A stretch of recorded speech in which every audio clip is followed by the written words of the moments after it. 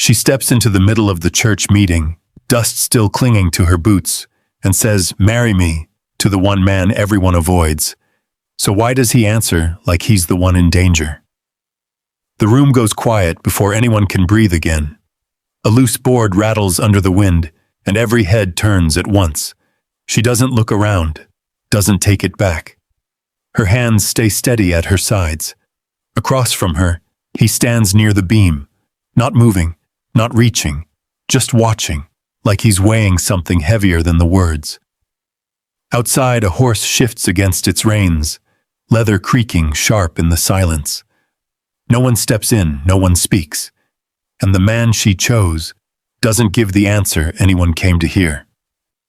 Would you have said it out loud like she did, or walked away before anyone could hear you? The wind had been blowing since before sunrise, dragging dust across Red Hollow Basin like it meant to sand the place down to nothing. By midday, it found its way through every crack in the old church walls, slipping between warped boards and rattling the loose window glass. Inside, the air carried the smell of dry wood, wool coats, and coffee that had gone cold hours ago. Men sat with hats in their hands. Women leaned close, whispering behind gloved fingers. Sheriff Nolan Pierce stood near the front, one hand resting on his belt, listening as Walter Griggs spoke like he owned not just the water, but the right to decide who deserved it. "We can't keep splitting what ain't there," Griggs said, voice smooth as oiled leather. "Some folks here don't have the means to maintain proper claim." Nobody said Joe Whitfield's name. They didn't have to. She stood near the back wall, shoulders squared, a plain brown coat buttoned tight against the draft.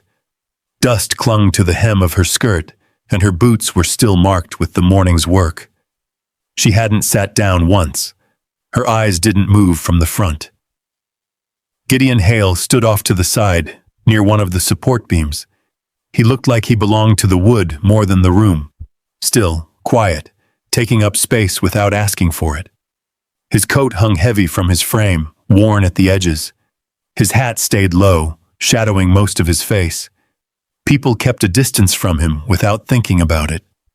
Griggs kept talking.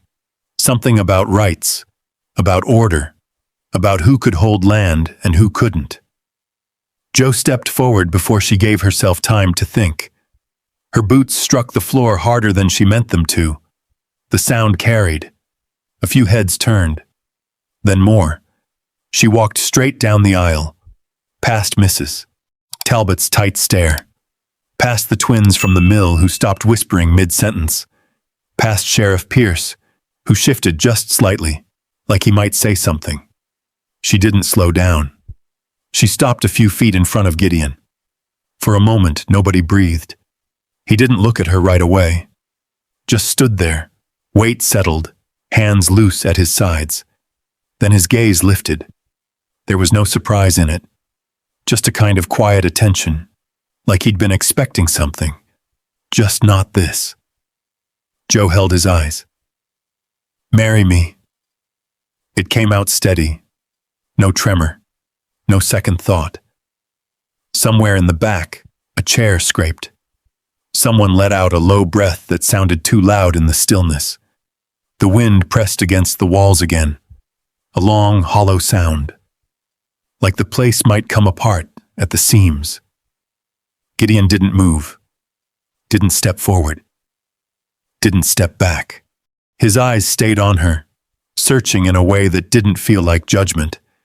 More like he was measuring the weight of what she'd just said. A few seconds stretched long enough to feel like minutes. Joe didn't look away. Griggs let out a short, disbelieving laugh under his breath. Someone else muttered something sharp and quickly hushed. Gideon's jaw tightened just once. Then he spoke. "You don't know me." 4 words, low, even, not loud, but they carried all the way to the back wall. Joe felt them land, but she didn't flinch. He held her gaze one heartbeat longer. Then he stepped past her. The boards creaked under his boots as he walked down the aisle. Nobody stopped him. Nobody spoke. The door opened with a groan, letting in a rush of cold air and dust. Then it shut again behind him. The silence he left behind felt heavier than the wind. Jo stayed where she was. She could feel every eye in the room on her back now. Could hear the shift of bodies, the quiet stir of people turning to look at her like they were seeing something they didn't quite understand. Or didn't like. Sheriff Pierce cleared his throat, but whatever he meant to say didn't come out. Griggs spoke again, but his voice didn't carry the same easy confidence now. Jo turned slowly, walked back up the aisle the same way she came. Step by step, no hurry, no apology. When she reached the door, she pushed it open herself. The wind hit her full in the face this time, sharp and dry, tugging loose strands of hair free from where she'd pinned them that morning. Out in the yard, the basin stretched wide and empty under a pale sky. Dust rolled low across the ground. The distant line of her land sat barely visible beyond the ridge. She stepped down from the porch, didn't look back. Behind her, the door stayed closed. Ahead, the wind kept moving, like nothing had changed at all. But something had. She could feel it in the way her hands didn't quite sit still at her sides, in the way her chest rose a little too sharp on the next breath, and in the quiet certainty settling somewhere deep that there was no stepping back from what she'd just done. Not now. Not ever. The words followed her all the way back across the basin. The wind had picked up by the time Jo reached her place, carrying that same dry smell of dust and sunburned earth. Her cabin sat low against the slope, boards faded to a dull gray. The roof held, barely. The fence line stretched out in crooked lines where posts had started to lean. She didn't go inside. Instead, she walked straight past the porch, out toward the far edge where the shallow ditch cut through her land. What little water remained moved slow and thin, barely enough to keep the ground from splitting open. She crouched and dipped her fingers into it. Warm. Too warm. She let it run off her hand and stood again, eyes tracing the line uphill, toward the channel that fed it, toward land that didn't belong to her. Griggs's land. She turned back toward the house only when the wind started to sting her eyes.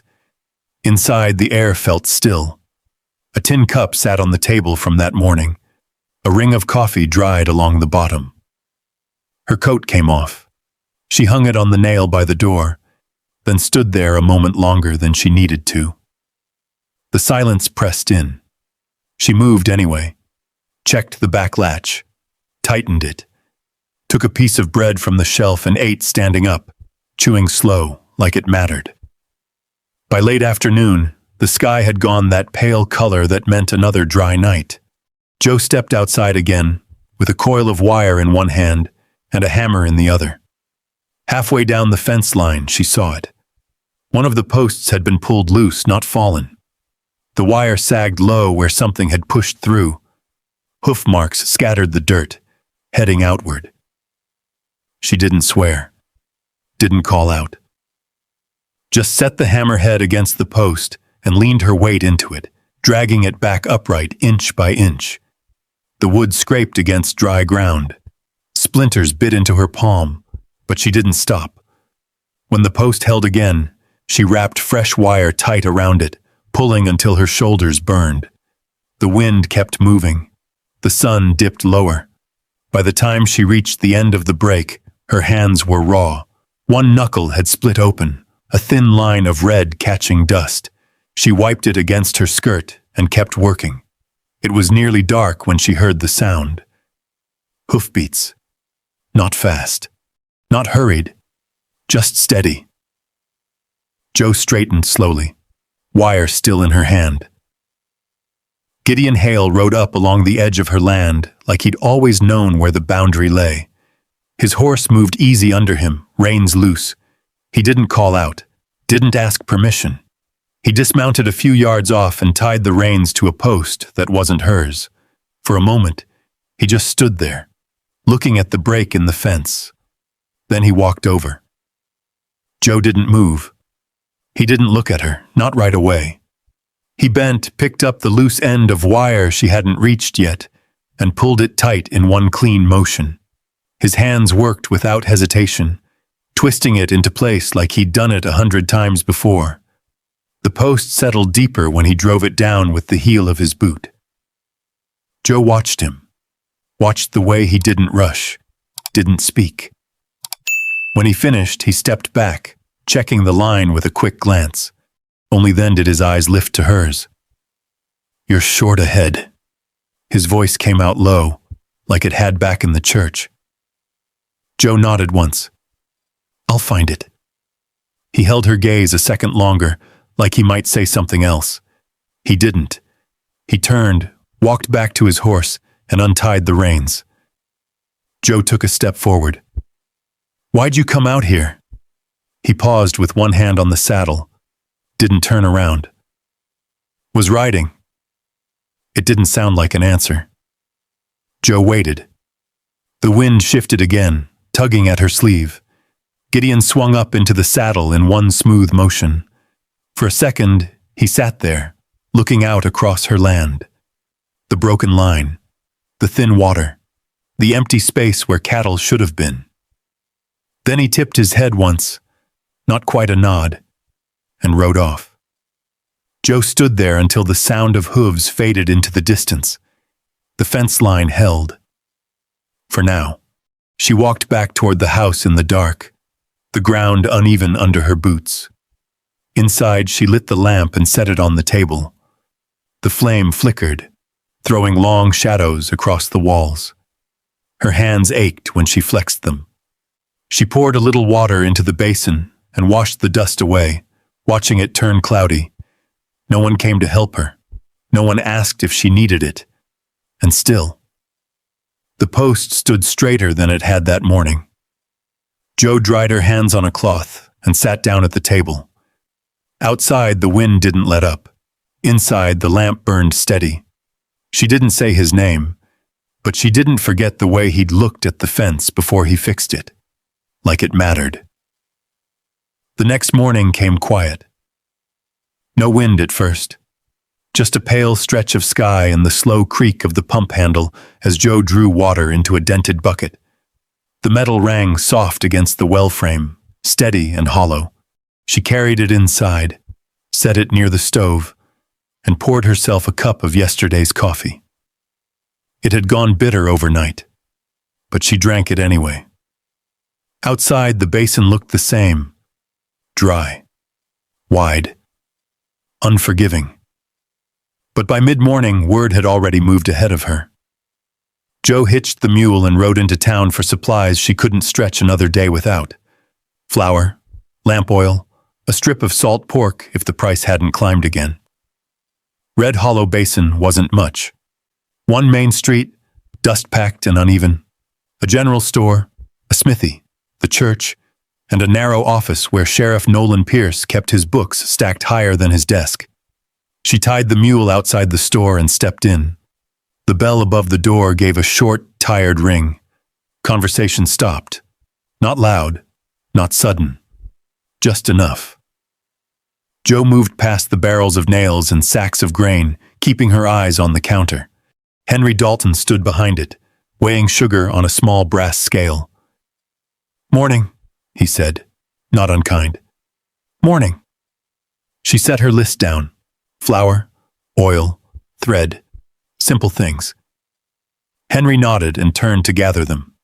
Behind her, two men stood near the window, talking low. Not whispering, just low enough that it wasn't meant for her to hear. "Did you hear what she did?" "I heard. Right there in the church, in front of everyone." Joe kept her hands still on the counter. He didn't even say yes. A pause. Man like Hale don't marry, not after what happened. Joe didn't turn around. Henry set the sack of flour down harder than needed, like he'd heard enough.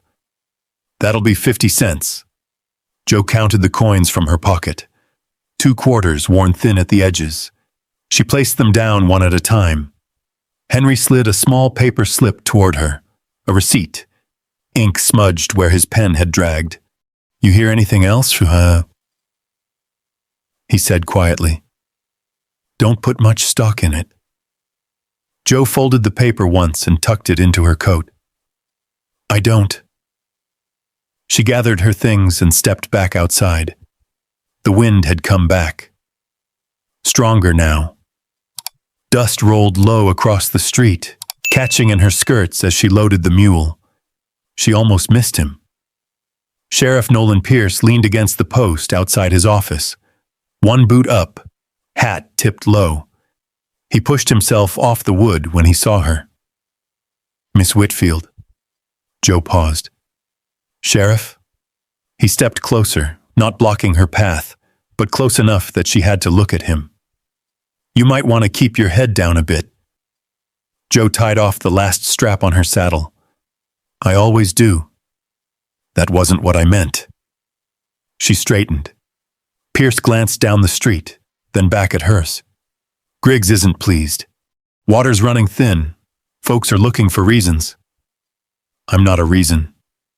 Maybe not, he said, but you're easy to point at. Joe held his gaze. I'm not leaving. Pierce studied her for a second longer, then nodded once. Didn't figure you would? He stepped back. Joe mounted the mule and turned it toward the road out of town. She didn't look for Gideon. Didn't expect him. The basin stretched wide again as she rode back. The sky had gone sharper, the kind of blue that meant no rain was coming anytime soon. By the time she reached her land, the wind had picked up enough to whistle through the fence wire. She unloaded the supplies and carried them inside. It was late afternoon when she heard the sound. Hoofbeats. More than one. Joe set the sack down slow. Didn't rush. Didn't hide. She stepped back outside just as 3 riders came up the path, dust rising behind them. They didn't dismount right away. Just sat there, looking over the place like they were measuring it. One of them finally swung down. You Joe Whitfield? That depends who's asking. The man smiled a little, but it didn't reach his eyes. We're looking into missing cattle. Heard you had some trouble out here. Joe crossed her arms. Had a fence break. Fence don't just break, another one said from the saddle. Joe didn't answer. The first man stepped closer, boots grinding the dirt. You seen anything unusual? No. He looked past her toward the house, toward the water line. Mind if we take a look around? Joe's hand dropped to her side. You got a warrant? The man's smile faded. Don't need one for a friendly visit. This isn't friendly. The wind pushed between them, sharp and dry. For a second, nobody moved. Then, a 4th set of hoofbeats. Slow, heavy. The men turned. Gideon Hale rode in from the far side of the field. Not fast, not loud. Just enough. He didn't stop right away. Just circled once and then brought the horse to a stand a few yards behind them. He didn't draw a weapon. Didn't say a word. He just sat there. The men shifted. Not much, but enough. The one on the ground glanced back at Gideon, then at Joe. We'll come back another time, he said. Joe didn't answer. They mounted up and rode off, quicker than they'd arrived. Dust swallowed them soon enough. Silence came back with the wind. Joe didn't turn around right away. She stood there watching the road until it emptied again. Then she faced him. Why help me? Gideon looked at her for a long second. Same as before. Measuring. Then he shook his head once. Didn't. He turned his horse, rode off without another word. Joe stayed where she was, the wind pulling at her sleeves, the taste of dust settling on her tongue. Didn't. She looked down at the ground where the men had stood, then out at the fence line he'd fixed, then back toward the road where he'd gone. The basin felt different now, not quieter, not safer, just changed. And she couldn't quite say why. But she knew one thing. He hadn't come by accident, and neither had they. That thought stayed with Jo through the evening. The light dropped fast behind the ridge, turning the basin into long shadows and dull gold. She didn't bother lighting the lamp right away, just stood by the window, watching the line of her land fade into the dark. Something had shifted. Not loud, not clear, but real. She moved before it settled too deep. Outside, the air had gone cooler. The wind had eased, just enough to hear the quiet things, the creak of the windmill down the slope, the faint trickle of water where it still ran. Jo grabbed the lantern from the porch hook and struck a match. The flame caught slow. She walked the line, boots pressing into dry ground, lantern swinging low, light catching the wire and the posts one by one. Nothing broken here. Not yet. When she reached the ditch, she stopped. The water was thinner, not just low, wrong. She crouched, holding the lantern closer. The flow wasn't coming straight through anymore. It curved, faint but clear, like something upstream had pulled it aside. Jo straightened slowly. Her eyes moved up the slope, toward Griggs's land. She didn't go back to the house. Instead, she set the lantern down and climbed. The ground rose uneven under her boots, loose dirt sliding with each step. By the time she reached the bend where the channel split, her breath had gone tight in her chest. She didn't need the lantern anymore. Moonlight had come up just enough, and it showed her everything. The channel had been cut. Not natural. Clean. Shovel work. A narrow trench dug just enough to turn the water off her line and into another. Jo stood there, hands at her sides. No anger yet. Just something colder. Footsteps sounded behind her. Not hurried. She didn't turn. "You see it." Gideon's voice came from the dark. Jo nodded once. "Yeah." He stepped up beside her, boots quiet on the dirt. He didn't crowd her, just stood there, looking at the same cut in the earth. "They won't stop," he said. Jo's jaw tightened. "I'm not asking them to." A pause. The wind shifted again, carrying the faint smell of wood smoke from somewhere farther down the basin. Gideon glanced at her, then back at the channel. "You go to the sheriff?" "No." "Why not?" Jo looked at the broken line of water. "By the time he writes it down and calls it a problem, I won't have anything left to protect." Gideon didn't argue. He stepped forward, crouched, and pressed his fingers into the edge of the trench. The dirt was still loose. "Tonight," he said. Jo felt it in the way he said it. Not a guess, a certainty. She nodded. "Then we don't wait." They didn't speak much after that. Didn't need to. Back at the house, Jo loaded what she needed. Rope, a shovel, the shotgun from behind the door. She checked the shells twice before slipping them into her coat. Gideon moved through the yard like he knew where everything should be, though he'd never been told. He didn't ask. Just worked. They left the lantern unlit this time, moved in the dark. The basin had gone still, the kind of still that didn't mean quiet. It meant something waiting. They took position near the bend, behind a low rise where the scrub grew thicker, close enough to see, far enough not to be seen. Time stretched. The moon climbed higher. Jo's hands stayed steady on the wood of the shotgun, though her fingers felt the weight of it more than usual. Beside her, Gideon didn't move much, just watched, listened. It came after midnight. Hoofbeats. More than one. Low. Careful. 3 figures moved along the ridge, leading their horses instead of riding them. One carried a shovel. Another dragged something that clinked faint against the ground. Metal. They didn't speak at first. Just went straight to the channel.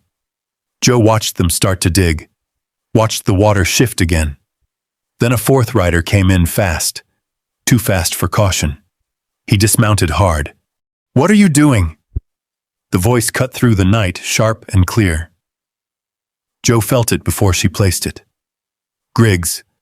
The three men straightened, surprised. "You said cause trouble," one of them muttered. "Not like this," Griggs snapped. "You're making it obvious." Joe glanced sideways at Gideon. His jaw had gone tight. That was enough. He stood, stepped out into the open. Joe followed. The men froze. Griggs turned. For a second, nobody moved. Then Gideon raised the rifle, not aiming to fire, just enough to stop anything else from starting. "That's far enough," he said. His voice stayed low. Didn't need to be louder. Joe stepped forward too, bringing the shotgun up steady. The wind picked up again, tugging at her coat, carrying dust across the ground between them. Griggs's eyes flicked from Gideon to her. "You think this proves anything?" he said. Joe didn't answer. She took one more step. "You're done with my land." Griggs gave a short laugh. "You don't have land if there's no water." "Then stop touching it." The three men shifted behind him, uneasy now. The quiet stretched thin. Then one of them dropped the shovel. The sound broke it. Gideon didn't move the rifle. Didn't need to. Griggs looked at the trench, at the men, at the two of them standing there, calculating. Then he stepped back. "This isn't over," he said. Joe held his gaze. "It is tonight." Another beat. Then he turned, mounted up, and rode off. The others followed quick behind him. The basin swallowed the sound again. Joe didn't lower the shotgun right away. Didn't move. Not until the last echo of hooves was gone. Beside her, Gideon let the rifle drop to his side. Neither of them spoke. They walked to the channel together. The cut still lay open, water slipping wrong through it. Joe set the gun aside and picked up the shovel. Gideon took the other end. No words, just work. Dirt pushed back into place. Water guided slowly home. It didn't rush. Didn't fix itself all at once. But it moved. Back where it belonged. When they finished, Joe stood there, breathing steady, hands covered in dirt. Gideon looked at the line a long moment, then at her. For the first time, he didn't look away first. The night had gone quiet again, but it wasn't the same quiet as before. Not empty, not waiting. Something had held. Morning came slow, the kind that doesn't rush the light, just lets it settle over things 1 inch at a time. The basin looked the same at first glance. Dust, low grass, the line of hills sitting quiet in the distance, but the water moved different. Joe stood by the ditch, arms folded, watching it run where it should. Not strong, not steady, but honest. That was enough. Bootsteps sounded behind her. She didn't turn right away. Gideon stopped a few feet back, close enough to be there, not close enough to crowd her. They both looked at the same line of water. No one spoke. After a while, Joe wiped her hands on her skirt and turned. "I asked you something," she said. He didn't pretend not to understand.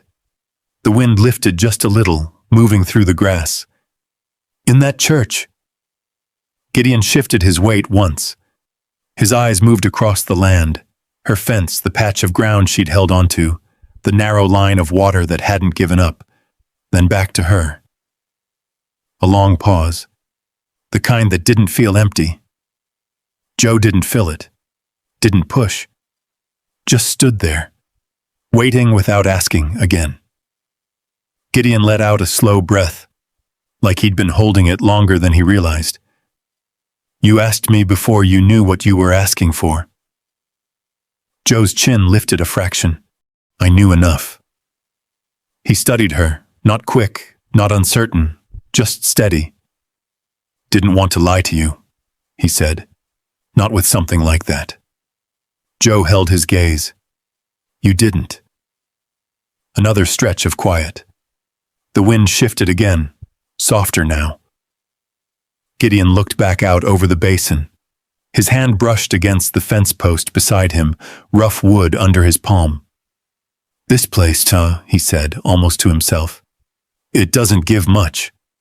Joe didn't answer. You stay anyway. That wasn't a question. She nodded once.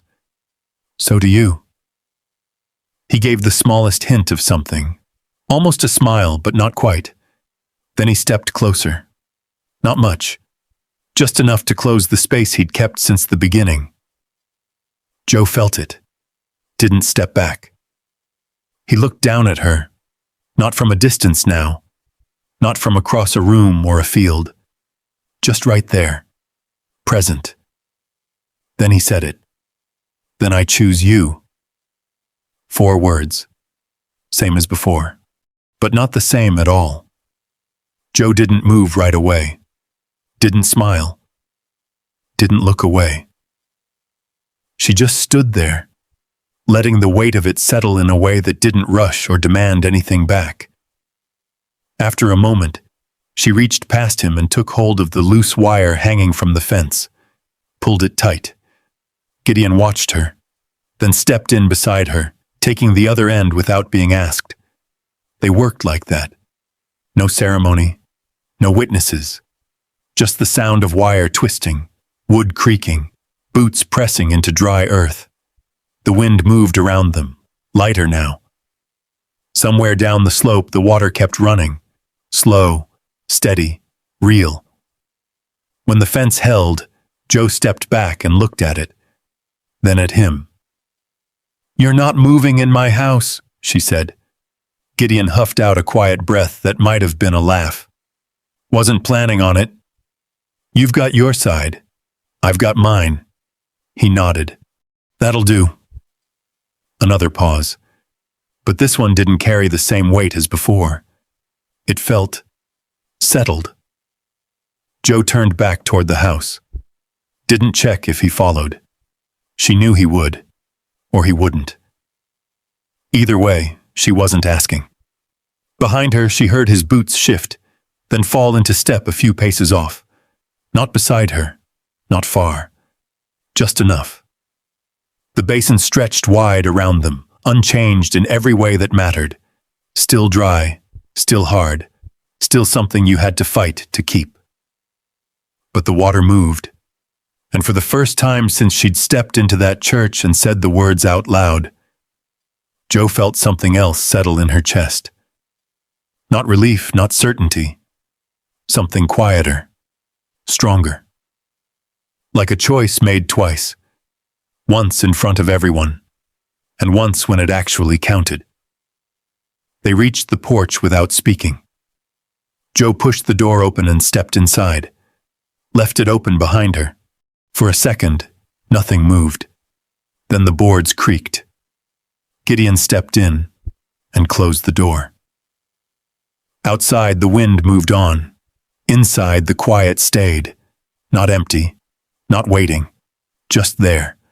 And that was enough. Out in Red Hollow Basin, nothing ever came easy. Not water, not land, not the kind of quiet that lets a person rest. You held on to what you could, and most days that wasn't much. But sometimes, it was enough. Joe had walked into that church with nothing but a choice. Not a promise, not a guarantee, just a line she wasn't willing to cross backward. And Gideon, he'd spent years standing still, carrying more than anyone ever asked him to explain. What changed wasn't the land. It stayed dry, stayed hard. What changed was this: 2 people deciding to stand in the same place at the same time and not walk away. Not because it was easy, but because it was honest. And maybe that's the thing most folks don't talk about. Love out here doesn't start soft. It starts with watching, with waiting, with choosing someone when it would be simpler not to. So if you were standing where Joe stood, with everything slipping and one choice left to make, Would you risk asking? And if you were Gideon, would you be ready to answer? If this story stayed with you, there are more waiting just down the trail. Stories about people who held on when they had every reason to let go. You're always welcome to ride along.